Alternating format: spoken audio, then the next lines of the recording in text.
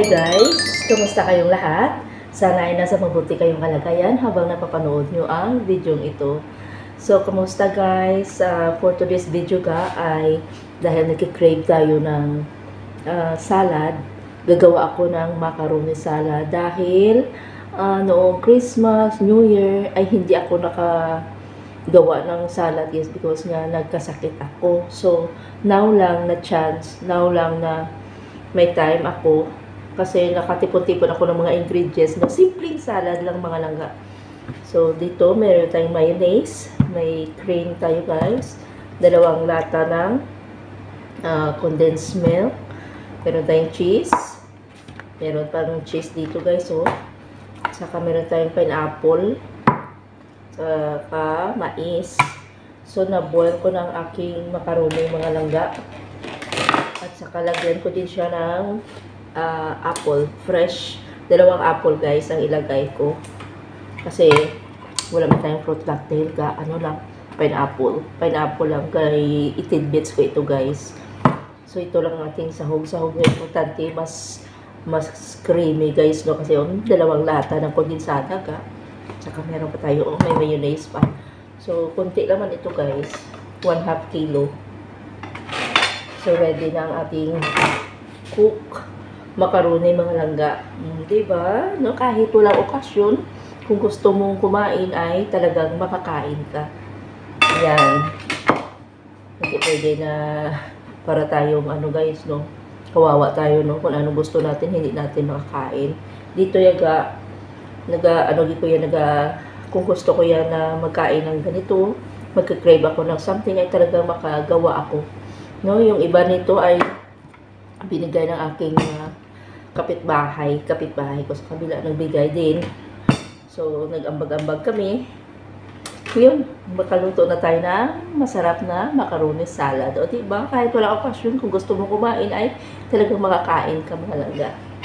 So, see you later guys. So, i-chunks natin guys ang pineapple slice.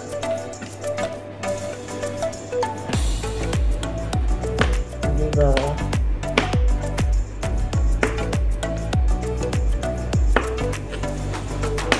Importante creamy guys, no? Medyo malaki-laki naman ang ating mayonnaise, tsaka 2 condensed milk.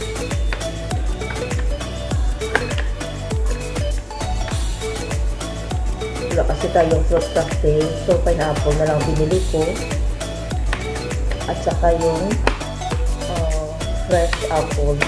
Oh, diba? Sarap na yun, oy.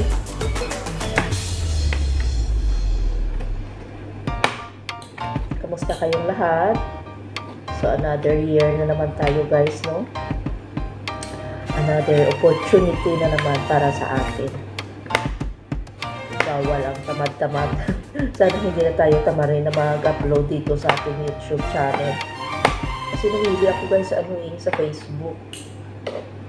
Pero okay lang na siya kahit saan man na social media guys, no? At least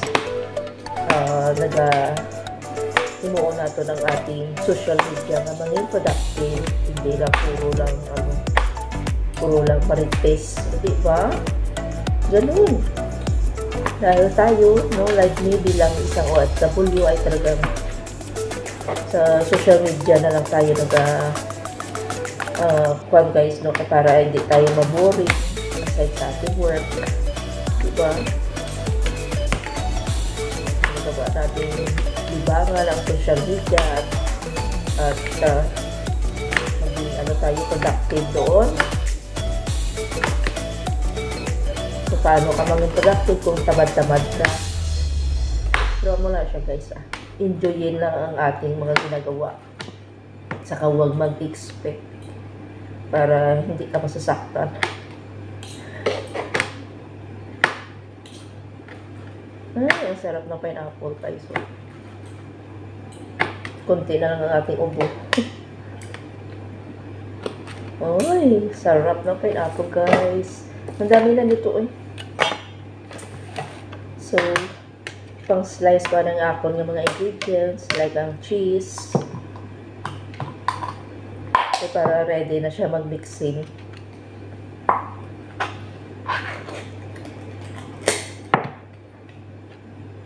Salamat sa inyong support, guys. Salamat sa nagapanood ng ating mga videos, no, sa aking mga kaibigan dyan na nag-reach out. Oy, nasa Eres, ano na nangyari sa'yo? Kamusta ka na?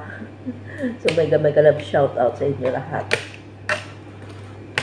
Okay lang na siya, guys. Huwag nating i-pressure, no?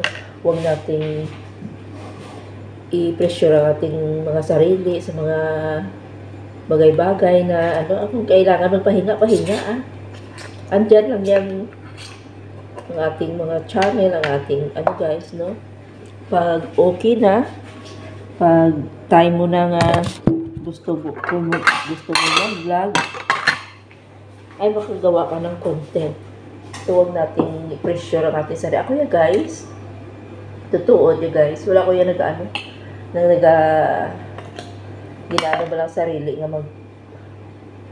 magpulaw, anong tawag sa pulaw sa Tagalog, guys. Ako yung pala 10:30, guys. Huragok na ko na aga. Especially na malamig-lamig pa dito. Ay, naku. Ang sarap matulog.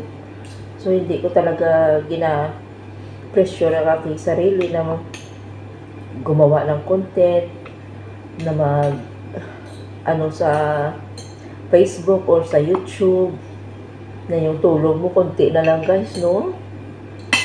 So, ayoko nang ganun. Ayoko i-pressure ang sarili ko, guys.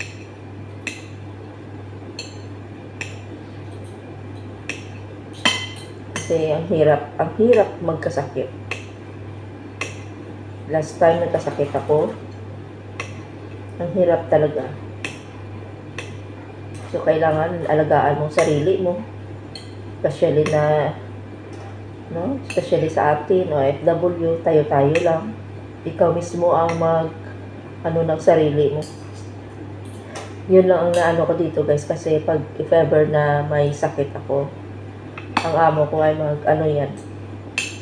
Walang pressure sa kanya na, ay, magtrabaho ka, wala. Sabihin ko, mabuhay nga, kaya yala, 89. Ganun siya sa akin.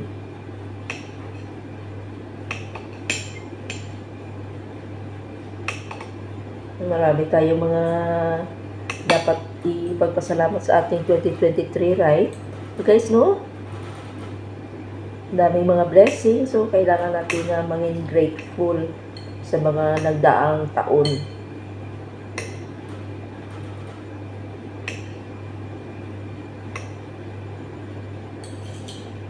At maging stay humble. Diba? Sarap ng cheese, Kaya para pag natin, mamaya, ready to mix na ito lahat. Ganoon lang. Simpleng buhay. Kasi dito, guys, anytime na mag-crave ako, ay talagang magbili talaga ako. Kung wala man dito, ay magbili ako yaga ng aking pagkain para lutuin ko. No? Kasi sa panahon ngayon, pagkain na lang ko pa-happy sa atin. Wala pa tayo dito partner, wala pa tayo dito ng ating ka-LDR, ang layo man. O, diba? Pagkain na lang minsan yung nagpapahappy sa atin, guys. So, huwag natin mga sarili natin kung gusto tayo may kainin, pagbili. Huwag itudo, ubos, padala ang pera para hindi ka mag-feeling kawawa. Diba? O naman. Dahil deserve natin, dahil tayo ay nagtatrabaho. So, kahit kunti lang, at least may matira sa atin. Para kung may gusto ka na bilhin, mabibili mo. Bilang mo sa sarili mo. Hati-hati ko na slice ko na ating cheese. Lagyan pa natin ang dami kasi, ang dami ko nito, guys. Pinapurga ko ni Madam sa white cheese, guys. Aking palaman sa aking tinapay. Hindi pa nga nabuksan yung isa. Meron na naman. So, ano lang, nakastock lang sa ating fridge. Kasi pag maraming cheese ay talagang masarap. Sunod naman natin ang ating mais.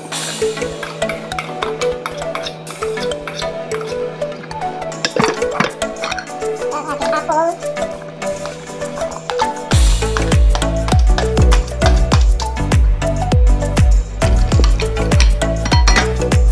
At ang ating pineapple.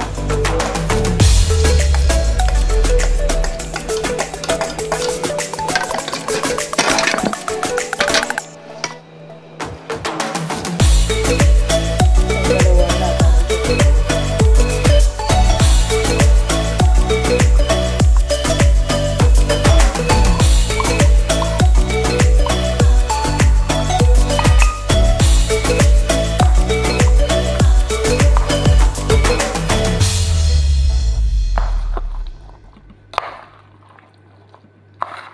Para creamy ang ating salad.